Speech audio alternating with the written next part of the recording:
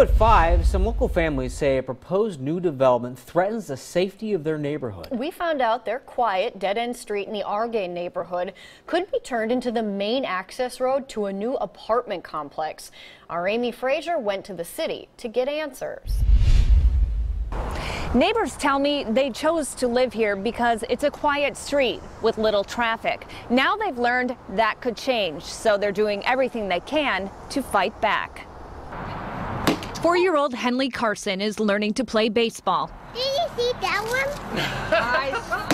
one? As a rule, the family always watches for cars. I saw it. At the same time, Rose Parkway, a dead-end street, is one of the reasons the Carsons decided to raise their family here.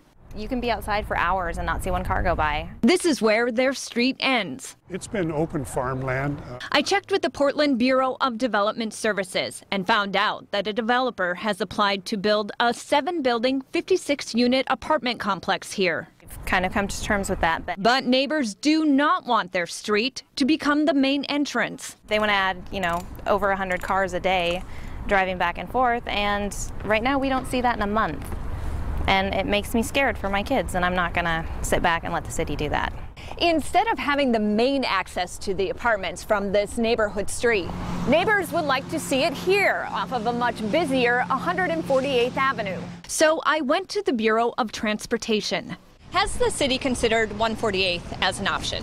We did originally, but then when we looked at it, out of safety concerns, we realized that the access off of the Rose Parkway was much better. The city says 148th is high traffic and high speed, with a hill and limited sight line that would make pulling out dangerous. Are there road improvements that could be made to 148th to make this work, considering some of the neighborhood concerns?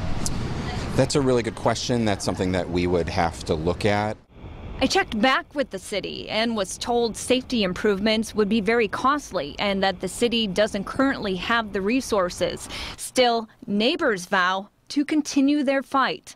And the city can find a way. We're the taxpayers. Our money's paying their salary. They can find a way to use 148th. In Northeast Portland, Amy Frazier, KOIN 6 News.